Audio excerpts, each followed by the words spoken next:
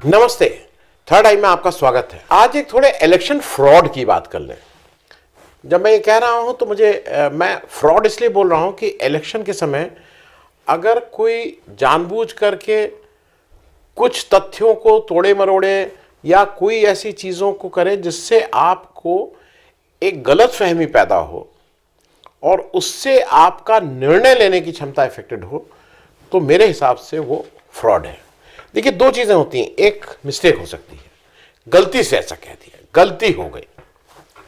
गलती में हरदम भाई मानव किसी से भी गलती हो सकती है, जो काम करता है उससे गलती हो सकती है। लेकिन एक फ्रॉड होता है, फ्रॉड में इंटेंट बिल्कुल साफ रहता है, क्योंकि फ्रॉड में स्लिप नहीं है, गलती नहीं है। कल मैंने मतलब मैं 2, 4, 5, 10 दिन में कोई ना कोई जैसे कल मैंने शायद एक कोई वीडियो किया था जिसमें मेरे एक दर्शक ने कहा, जहां पे मैंने कहा था कि कतर और पैलेस्टीनियंस में बहुत संघर्ष है। वो एक्चुअली फिर जब बाद में मैंने देखा तो वो कतर नहीं था, वो इजराइल और पैलेस्टीन में संघर्ष है। वो कहने में हो गया, तो वो गलती थी, वो स्वाभाविक या किसी इंटेंट के तहत नहीं था। मैं ये बात आपको इसलिए बता रहा हूं कि ये क्या फ्रॉड हो रहा है, इसको जरा आप समझिएगा, क्योंकि देश में अब तक तो आप प्रभावित ईडी, सीबीआई इधर उधर कर रहे थे, अब सीधे सीधे फ्रॉड पे उतर आए हैं। 4 नवंबर को एबीपी के एक संदीप चौधरी जी हैं। संदीप चौधरी जी का भी थोड़ा बैकग्राउंड ये बताते हैं कि जो इस समय इलेक्ट्रॉनिक मीडिया में, जिसको कुछ लोग कुछ और नाम से बुलाते हैं, उस पर 2 ही 3 नाम क्रेडिबल रह गए हैं, जिन पे लोग ये कहते हैं कि भाई देखिए, इनकी बात ठीक होती है, ये किसी दल विशेष की बात नहीं करते हैं, उनके स्पोक्स पर्सन की तरह बात नहीं करते हैं। बाकी सबके ऊपर तो आपको पता ही है। अंग्रेजी में शायद कुछ हद तक राजदीप सरदेसाई बचे हुए हैं और हिंदी में संदीप चौधरी बचे हुए हैं, इसमें कहीं कोई दो राय नहीं है। 4 नवंबर को उन्होंने एक डिस्कशन किया। उस डिस्कशन में जो उनके पार्टिसिपेंट थे, विजय त्रिवेदी, अभय दुबे, विजय विद्रोही, दिबांग, यशवंत देशमुख और अतुल लोढ़े पाटिल, ये 6 लोगों का उनका लोग थे जिनके साथ वो अपनी बातचीत कर रहे थे। और इसमें वो ये बता रहे थे कि ओपिनियन पोल में क्या आए हैं, किस तरह से बीजेपी बढ़त ले रही है, बीजेपी की स्थिति कितनी अच्छी है, ये सब उसमें डिस्कस हुआ था। अपने अपने ढंग से लोग डिस्कस कर रहे थे। 4 नवंबर की बात है।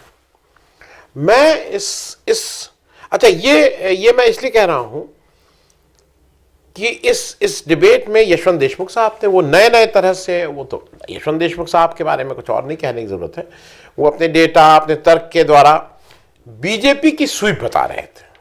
अब स्टैटिस्टिक्स इज समथिंग कि उसको कौन किस तरह से इंटरप्रेट कर रहा है, वो देखने वाली बात हो है। लेकिन यशवंत देशमुख साहब का एक स्टैंड तो उन्होंने ये बताया था कि बीजेपी बिल्कुल स्वीप कर रही है, और उसी तर्क वितर्क में पूरा डिस्कशन हुआ था। मैं उसको आपके लिए लगा दे रहा हूं, 2 मिनट 2 सेकंड 3 सेकंड चला भी दे रहा हूं।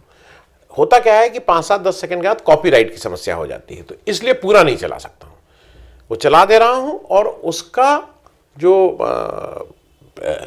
मेल, मतलब उसका जो एड्रेस है, लिंक है, वो नीचे शेयर कर दे रहा हूं। तो अगर आपको देखना हो तो आप तो जाके वहां सीधे देख लीजिए। थी 4%, अन्य के खाते में 17.9, मतलब ये 4 नवंबर की बात है, और उसमें दिख भी रहा है कि 2 हफ्ता पहले ये रिलीज हुआ था। अब 22 नवंबर की शाम को एक प्रोग्राम लाइव किया गया।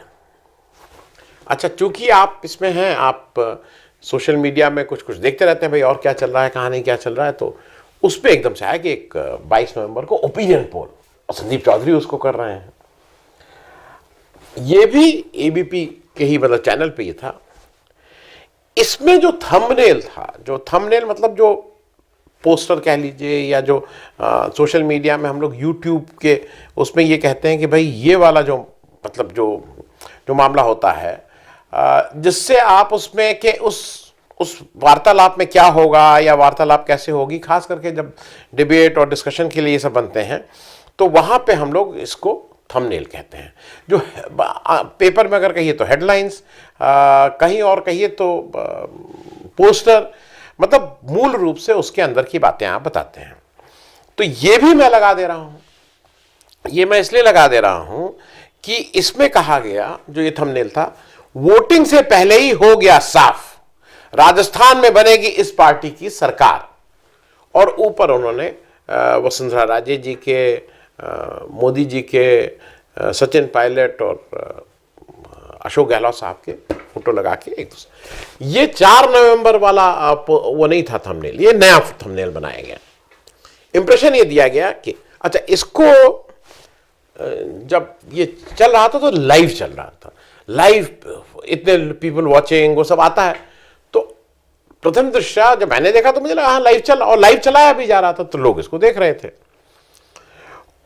उसमें मैंने आपको बता ही दिया कि थंबनेल क्या थी। इस लाइव डिबेट में बड़े जबरदस्त ढंग से कि बीजेपी की कितनी बढ़त हो रही है, ये 22 तारीख को हो रहा है और 23 को वहां प्रचार समाप्त हो रहा था, वो क्यों जीत रही है उसके तर्क दिए जा रहे थे, इत्यादि इत्यादि। अच्छा, मैं ईमानदारी से बताऊं, मैंने 4 नवंबर का तो डिबेट देखी नहीं थी। तो मुझे लगा कि मेरी जितने लोगों से बातचीत हुई है, ये जिस रीजन में बता रहे हैं कि बीजेपी की भयंकर बढ़त है, फलाना है, तो ये कुछ मुझे गले नहीं उतर रहा था, क्योंकि बाकी लोगों से मैं बात कर रहा था तो कह रहे थे बीजेपी की हालत पतली है। और तब तक वो पनौती वनौती वाला मामला आ चुका था, मतलब जो पनौती भी तो एक बड़ा इस समय चिपक गया है, क्योंकि वर्ल्ड कप भारत हार चुका था। उस डिबेट में अभय दुबे जी भी थे। अब चूंकि अभय दुबे जी से मेरे इतने व्यक्तिगत संबंध हैं कि मैं उनको फोन कभी भी कर सकता हूं, तो मैंने उनको फोन करके पूछा कि आप उस डिबेट में थे? मैंने नेक्स्ट डे सुबह फोन किया, ये तो रात की बात है। तो मैं इसलिए फोन कर रहा था, मैं उनसे जरा जानना चाह रहा था कि वहां की ग्राउंड रियलिटी क्या है। अगर भाई आप डिबेट में थे, आप समझ रहे थे, तो कौन सी डिबेट? हमने कहा कल एबीपी की आपने शाम को लाइव कर रहे थे 8 बजे, और आप नहीं, मैं तो उनके यहाँ गया ही नहीं, कल मेरा कोई कार्यक्रम नहीं था उनके यहाँ। अरे हमने कहा लेकिन वो तो लाइव है, तो उनका भेजिए जरा लिंक, मैं देखूं। फिलहाल फिर मैंने भी जांच पड़ताल शुरू की, तो समझ में ये आया कि 4 नवंबर के पूरी चीज को नया थंबनेल और नया पोस्टर बना के उसको फिर से चला दिया गया, और वहां इंप्रेशन ये दिया गया कि बीजेपी किस तरह से आगे चल रही है। और वहां की और राजस्थान की जो सबसे बड़ी भारतीय और हम जनता यहाँ पार्टी, मैं एक चीज और बता दूं, क्योंकि ये जो एबीपी न्यूज है वो आनंद बाजार पत्रिका ग्रुप की है। आनंद बाजार पत्रिका ग्रुप का जो सबसे बड़ा पेपर है टेलीग्राफ। अब टेलीग्राफ की, अगर मैं रोज टेलीग्राफ की हेडिंग देखता हूं, जबरदस्त हेडिंग बनाता है। और ये मैं इसलिए आपसे कह रहा हूं कि इस पूरे पेपर के एक सरकार साहब इसको चलाते हैं, उसकी एक प्रतिष्ठा है। तो एबीपी में हालांकि बहुत से ऐसे एंकर भी रखे हैं, वो मुझे लगता है उनका बिजनेस का काम है भाई, वो कोई धर्मार्थ के लिए तो चला नहीं रहे हैं वो अपना वो चैनल, लेकिन वो एक हद तक थोड़ा कंस्ट्रेंट रखते हैं, बाकी की तरह नहीं ले उड़ते हैं। तो उस एबीपी के बाद जब मुझे ये लगा कि ये 4 नवंबर का वीडियो, अब मैं 2-3 चीजें अब मेरे मन में हो रही हैं जो मैं आपके साथ शेयर कर रहा हूं। एक 4 नवंबर का वीडियो थंबनेल चेंज करके इस इंप्रेशन के साथ कि वो बातचीत 22 नवंबर को हो रही है, ये फ्रॉड है कि नहीं है, पहले आप ये बता दीजिए। Does it amount to fraud?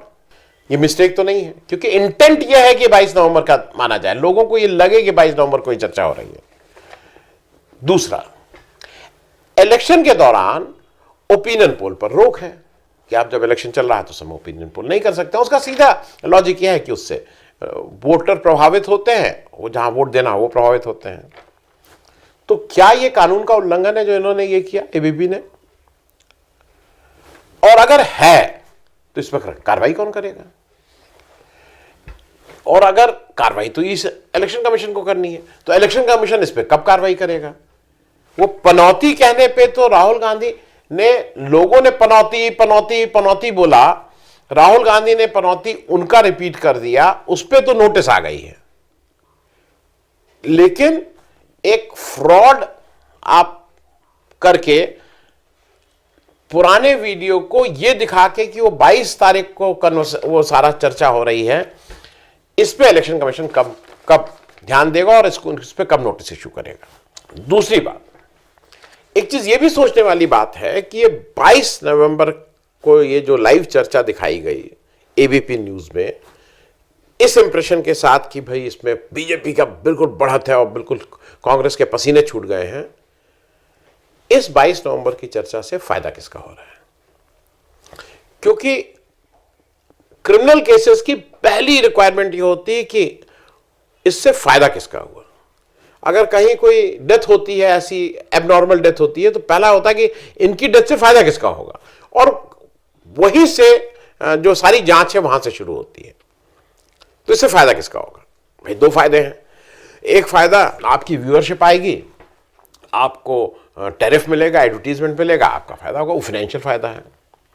लेकिन क्या अगर आप इसकी जगह कोई दूसरा प्रोग्राम चलाते हैं, तो मान लीजिए यहां 100 रुपया मिल रहा है, तो क्या वहां 2 रुपया मिलता? अरे वहां 20, 25, 30 रुपया मिलता। लेकिन मैं कंपैरिजन, हो सकता है 100 भी मिल जाता। लेकिन पॉलिटिकल फायदा किसका है? सारा खेल यह है कि इस चीज को चलाने से पॉलिटिकली कौन फायदे में।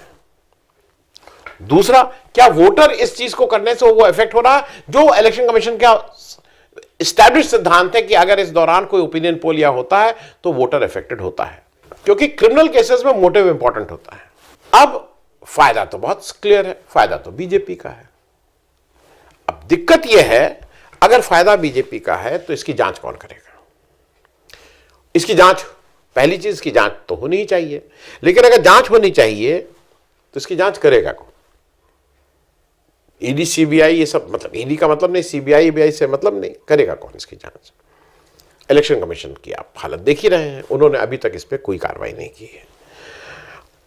और दूसरा यह है कि it is not only a mistake, fraud, it is a conspiracy. मेरे हिसाब से इसकी कैटेगरी क्रिमिनल कॉन्स्पिरेसी की आएगी।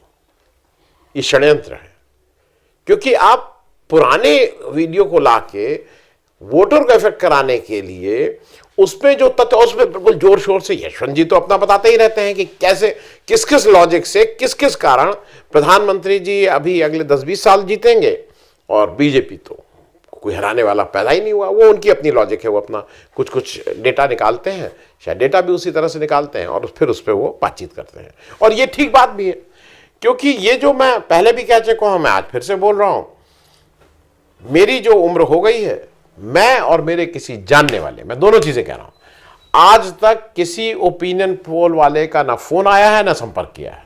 ये किन लोगों से बात करते हैं, ये किन से, क्योंकि मैं बिल्कुल पॉलिटिकली एक्टिवेटेड, मतलब पॉलिटिकली एक्टिव व्यक्ति हूं, जो जानता रहता हूं, जानता हूं किसका क्या, मुझसे आज तक कोई नहीं हुआ। और मुझे ऐसा कोई ना दोस्त मित्र भी मिला जिससे इन लोगों ने संपर्क किया। अब ये कहां बैठ के क्या करते हैं, एक तो ये, दूसरा एक और चीज समझ लीजिए, इस सब सर्वे को करने में, ओपिनियन पोल करने में पैसा खर्च होता है। वो पैसा कौन देता है? तो पैसा जो देगा, सर्वे तो उसी के हिसाब से होगा। ये बहुत बेसिक सा सिद्धांत है, इसमें कोई मतलब कोई बहुत रहस्य गूढ़ बात नहीं कि इसको समझ में ना आए। इसलिए मैं कह रहा हूं कि इसमें फायदा किसका हो रहा है।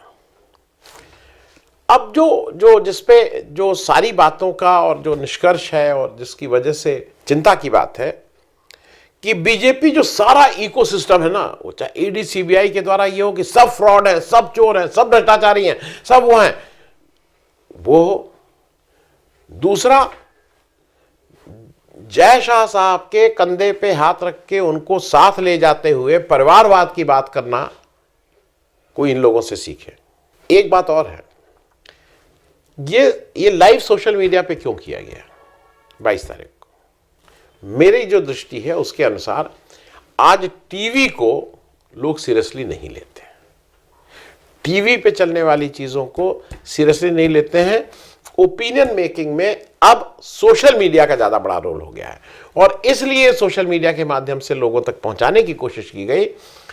अच्छा, होता ही है ना कि अगर इनकी लीड है, ये बिल्कुल स्वीप कर रहे हैं, तो जो फेंस सिटर्स हैं, जो बीच में जो निर्णय लेना है जिनको, वो किसी का भी, मेरा आपका भी यही होगा कि भाई जो जीत रहा है उसी को फिर जिताओ। क्या मतलब, आपने को अपना वोट क्यों खराब करो, इधर जब कोई है ही नहीं कंटेस्ट में।